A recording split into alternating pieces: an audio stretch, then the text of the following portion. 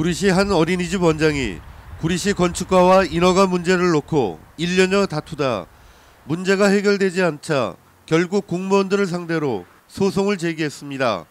시행정 적법성 여부에 대한 논란도 거세게 일고 있습니다. A 어린이집 원장은 지난 2007년 구리시로부터 보육시설 변경 인가와 관련해 2층 또는 3층에 위치한 보육실을 1층으로 이전 설치토록 해줄 것을 당부하는 공문을 받았습니다. 이에 따라 A 원장은 지난해 8월 중순께 기존 어린이집 시설이 비좁고 낡아 이에 대한 개선책으로 이전 장소를 물색해 왔습니다. A 원장은 관내 부동산을 통해 한 건물을 소개받고 구리시청 건축관을 찾아 이 건물이 노유자 지역과 시설임을 확인받고 두 차례에 걸쳐 어린이집 허가가 가능하다는 안내까지 공무원들로부터 받았습니다.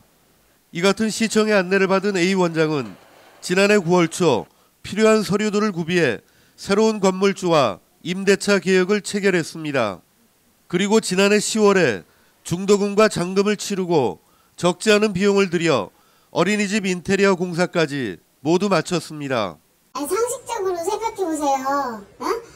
안 되는 지역에 어느 누가 들어가서 계약금 치르고 중도금 치르고 잔금 치러가고 5천만 원 이상의 돈을 들어가면서 인테리어 할 사람이 누가 있겠어요. 그러나 채 한 달이 안 돼 구리시청으로부터 어린이집 허가를 반려한다는 공문이 날아왔습니다.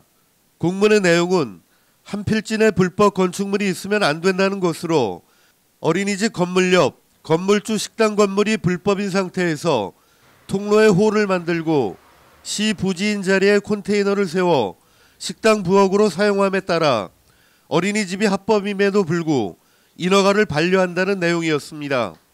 이 같은 공문이 날아들자 A 원장은 구리시청을 찾아 처음 상담 내용과 차이가 있음을 지적하며 어린이집 인허가를 원안대로 내달라고 주장했습니다. 그러나 어린이집 원장의 주장은 받아들여지지 않았습니다. 어떤 조건부적으로 저희가 얘기를 하는 게 있어요. 뭐 여기는 되지만 어떤 이유로 안 될 수도 있습니다. 라는 얘기를 다 해드려요.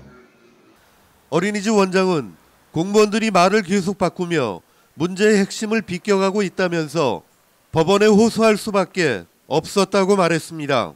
자기네가 된다 해서 저는 했거든요. 근데 그렇게 말 바꾸고 해도 너무하니까 저는 소송으로 갈 수밖에 없죠. 한편 구리시청은 문제가 됐던 어린이집에게 1개월 영업정지를 내린 가운데 문제가 된 불법 건축물에 대해서는 솜방망이 처벌을 하고 있어 소송 결과에 귀추가 주목되고 있습니다. 경기인터넷뉴스 김주린입니다.